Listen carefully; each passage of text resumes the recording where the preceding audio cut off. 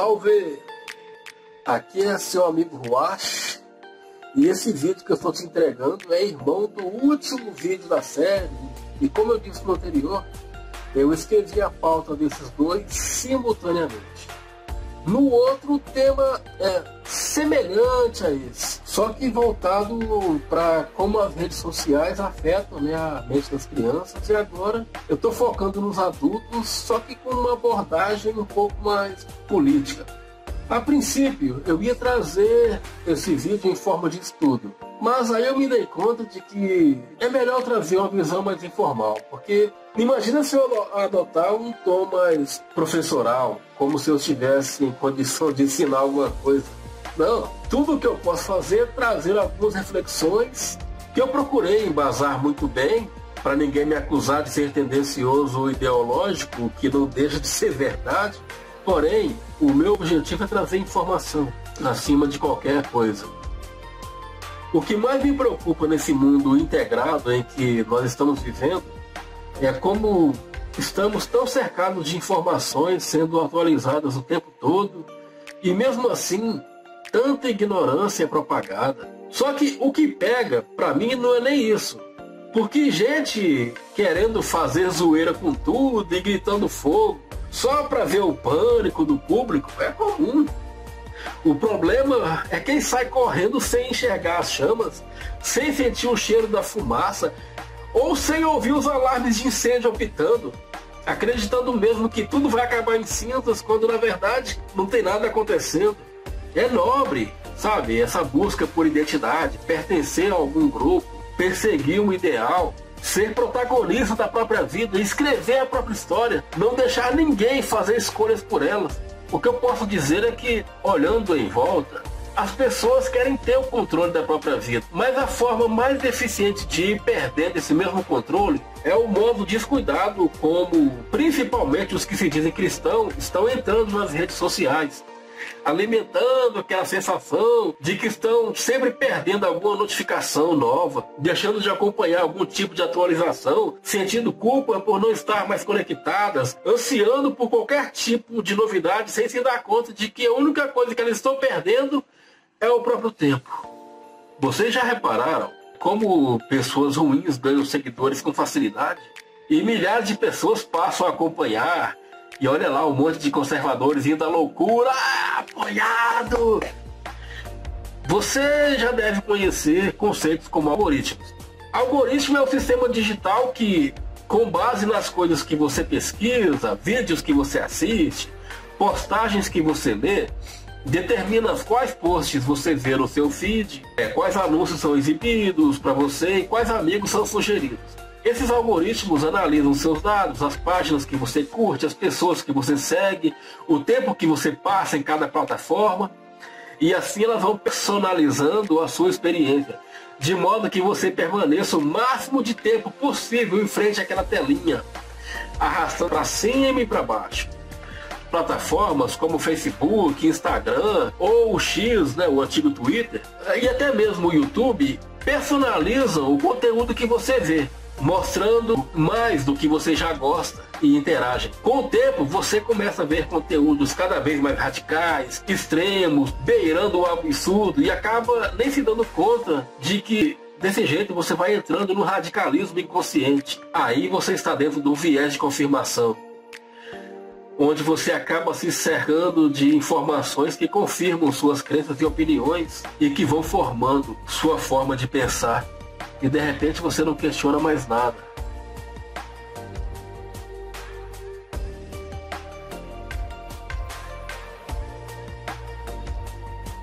E de repente você entra numa bolha.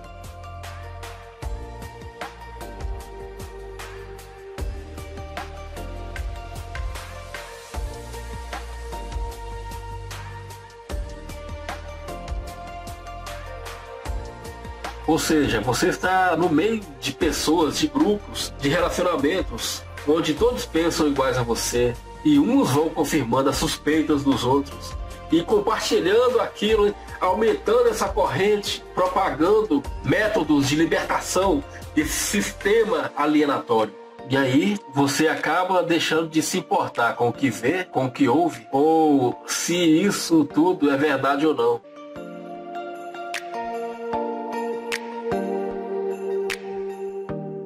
No seu cérebro foi instalado o filtro mental, que seleciona apenas as informações que te agradam.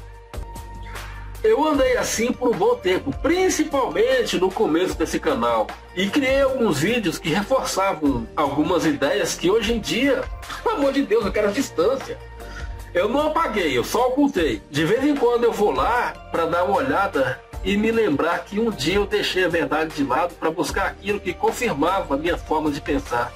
Durante a época que eu estava na igreja, eu fui sendo empurrado para o espectro político de direita, votando nos candidatos indicados pela igreja, muitos deles subindo aos púlpitos para pedir votos, e depois de eleitos eles desapareciam na escuridão do esquecimento para retornar somente 4 anos depois para pedir mais votos. Eu me vi gradativamente sendo encaixado no lado dos conservadores, apoiando suas pautas, muitas vezes nem questionando o fato de muitos de seus projetos prejudicarem a mim.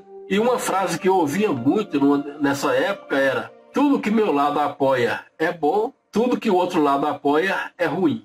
E as coisas começaram a mudar quando, por conta própria, contrariando a orientação de não perder tempo discutindo com essas pessoas, eu comecei a buscar o contraditório. Eu fui atrás de quem pensava diferente de mim, ouvi o que elas tinham a dizer para depois preparar minhas refutações. E olha, eu discuti com muita gente e ganhei algumas discussões. Hoje em dia eu acho que ganhei pelo cansaço. Mas as discussões que eu perdi foram as que mais me fizeram questionar. Até o dia em que eu me dei conta que a esquerda brasileira defende emprego, educação, saúde, inclusão social, a defesa de minorias raciais, sexuais, e a direita basicamente só combate a esquerda. Eu fui me dando conta, à medida em que fui pesquisando para saber até que ponto elas estavam mal orientadas, que, na realidade, quem estava defendendo os ideais errados era eu. Eu fui percebendo que os grupos ao qual pertencia é que precisavam de esclarecimentos. Porque no começo eu achei, sinceramente, que eles estavam se baseando em informações erradas. Depois em meias verdades, até que enfim percebi que, pelo modo como eu fui escorraçado da maior parte desses grupos, principalmente por seus administradores, que eles só estavam mentindo para mim. No fim, eu não tive escolha a não ser rever meu sistema de crenças. Algo que eu tive que aprender a duras penas, à medida em que fui revendo minhas posições, é que mudar de opinião é vergonhoso, sabe? Fere nosso orgulho, você se sente diminuído como pessoa. E não, na verdade isso é um grande crescimento. Vergonha é você achar que está fazendo a coisa certa e na verdade está se perdendo no meio desse processo. Simplesmente dentro de um efeito manada. É que eu percebi que a vida é dinâmica e que tudo muda o tempo todo. Inclusive as pessoas que a gente admira e as pautas que elas defendem. Hoje elas estão fazendo gols de placa e trabalhando por um mundo melhor. Amanhã estão pisando na bola sem parar e sendo justo aquele tipo de pessoa que você não quer seguir. Então, é preciso estar atento o tempo todo para que isso não aconteça. É um cuidado que hoje em dia eu tento tomar. E eu não sei se estou sendo bem sucedido. De repente eu estou sendo alienado de novo e defendendo as pautas erradas. Vai saber. Olha, nós precisamos entender que não existem grupos que têm toda a verdade ao seu lado. Todo mundo, em alguma medida, está tentando manipular os outros de alguma forma. Até eu estou tentando manipular você. A diferença aqui é que eu não escondo isso. Eu tenho consciência que eu sei muito pouco. Por isso que eu pesquiso bastante para saber do que eu estou falando. E ainda assim eu não tenho certeza se o que eu sei está plenamente correto. Porque volta e meia a gente descobre, peraí, aquilo ali não era bem aquilo, mas até aqui eu creio que estou sendo coerente. Mas uma coisa que eu posso ter certeza é que quem acha que sabe demais aprende muito pouco. Então é melhor manter a mente aberta para absorver o máximo de coisas e filtrar o que é certo. Parece que eu estou me desviando do assunto, mas é o contrário. As plataformas digitais são projetadas para te manter no fluxo do algoritmo, para fazer você buscar engajamento. Eis uma palavrinha nova. O que é isso, afinal?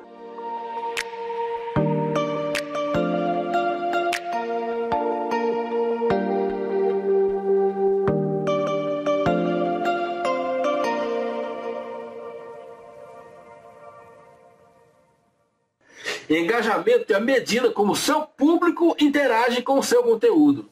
Quando elas curtem suas postagens, comentam suas publicações, compartilham seu conteúdo, clicam em links que você compartilhou, respondem às suas mensagens, participam de enquetes e outras interações que você propõe. No começo, o objetivo é interagir. Aí, quando você se dá conta, isso já virou uma necessidade de manter a atenção a qualquer custo, se radicalizando, te levando a uma necessidade cada vez maior de pertencer àquele grupo seleto de pessoas que encontraram a verdade oculta. Olha, o foco desses grupos é conectar as pessoas, é mantê-las atentas aos seus conteúdos. Mas é bom não esquecer que existem dois grupos que têm esse mesmo objetivo: os bêbados e os loucos. Esses dois tipos, em seus delírios, normalmente se colocam no centro das histórias que eles mesmos contam. Pode reparar, eles estão sempre vendo o que ninguém mais vê, eles são virtuosos, esclarecidos, exemplos a serem seguidos, são os que costumam tomar decisões mais sábias, são os que melhoram a vida de todo mundo, se colocam como grandes personalidades e pessoas fundamentais e continuam sendo cada vez mais loucas e bebendo cada vez mais.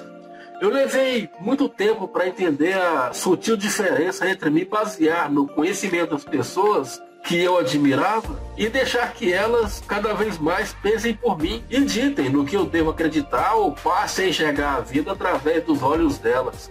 E para isso, elas usam muitas emoções. E as emoções que mais fazem as pessoas se engajar são a raiva e a indignação. Porque pessoas furiosas e indignadas sentem mais essa necessidade de expressar suas emoções e mobilizar outras pessoas em torno de uma causa, ainda que esse combate seja focado em um inimigo imaginário. Cuidado, fulano é comunista, vai fechar igrejas, vai sexualizar nossas crianças, vai espalhar homossexualismo, vai criar doenças em laboratório, vai criar vacinas que vão alterar o DNA, vai defender o Estado laico, vai ensinar que a Terra é redonda, vai impor um sistema público de saúde, vai defender respeito às minorias. A maior complicação em tudo, a meu ver, é que as realidades paralelas vão sendo criadas e as pessoas deixam de se basear na realidade e passam a viver por aquilo que seus grupos de WhatsApp, Telegram e similares defendem. E às vezes elas até percebem que estão indo longe demais, mas é tão difícil fazer parar e pensar. Ainda não existem grupos de apoio para lidar com determinados vícios. Nós temos narcóticos anônimos, alcoólicos anônimos e tantos outros. E isso é ótimo. Mas eu nunca vi pessoas se unindo para tratar um vício em pornografia, por exemplo. Talvez tenha, é provável que tenha. Mas existem grupos de apoio para pessoas viciadas em redes sociais? Gente que está presa nesse loop infinito de ideias radicalizantes? Penso em como seria importante se as igrejas abordassem esses temas com seriedade e ajudassem as pessoas a lidar com essas dificuldades, não se envolver a ponto de perder a capacidade de analisar friamente as informações que recebem. Vamos ser realistas, moderação não gera recortes. Se um político sobe ao tribuna para fazer um discurso, ou vai num desses podcasts e para falar de equilíbrio, respeito à democracia, respeito às diferenças, ele passa despercebido.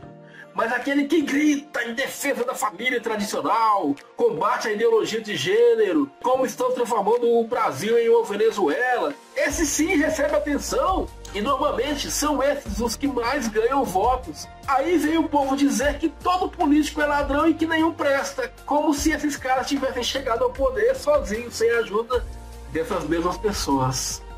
Dizem que a mentira dá a volta ao mundo enquanto a verdade calça os sapatos. Eu tenho acreditado cada vez mais nisso. Tanto que, dentro desse conceito de redes sociais, a mentira ganhou até um nome descolado: pós-verdade.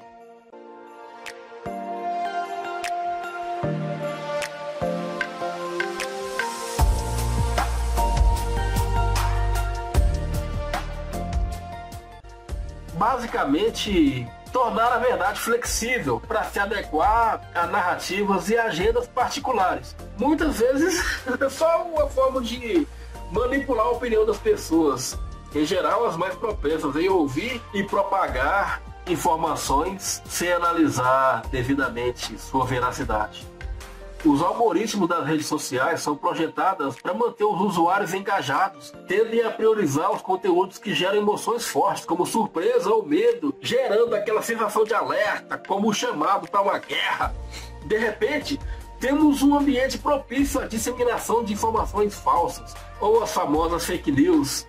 As redes sociais criam essas bolhas e os usuários não conseguem enxergar outros pontos de vista. Se tornam mais vulneráveis à desinformação, perdem a confiança nas instituições e nos meios de comunicações tradicionais. E, de repente, grupos de WhatsApp têm mais credibilidade do que o Jornal Nacional. Discurso de ódio e violência ganham forças. Déspotas tornam-se heróis. E aí eu sou obrigado a citar o texto de Êxodo, capítulo 23, do versículo 2, que diz: não siga a multidão para fazer o mal e, no processo, não deponha com a maioria para torcer a justiça. Lembra que você segue a um homem que foi torturado, condenado por uma multidão e crucificado. E na cruz, como está registrado em Lucas capítulo 23, na parte A do versículo 34, ele disse: Pai, perdoa-lhes, pois eles não sabem o que fazem. Se a voz do povo é a voz de Deus, então a maioria está correta? Crucificai-o!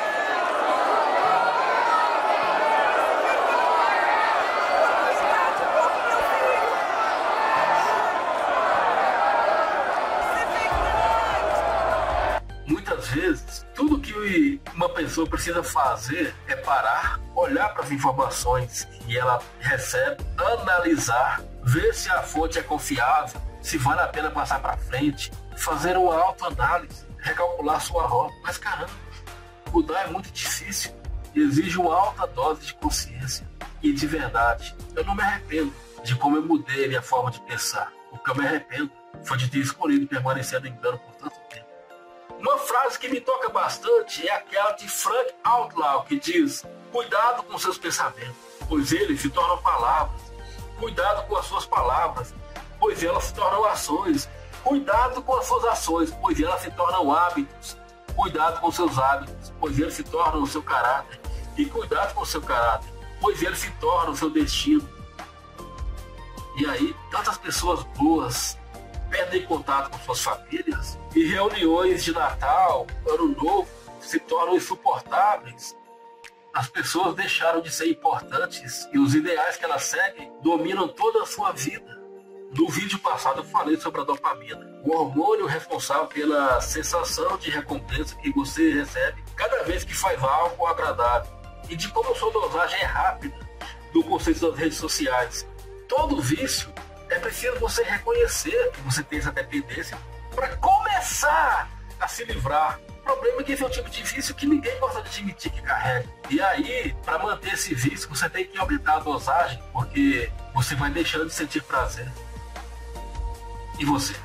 Vai usar as redes sociais para o bem ou para o mal? A escolha é sua. Só lembra que esse Deus que você diz seguir ama aqueles que você odeia. Quer salvar aqueles que você quer mandar para o inferno. E que somos todos carne. E precisamos ser tratados, restaurados e transformados. Todos nós. Paz.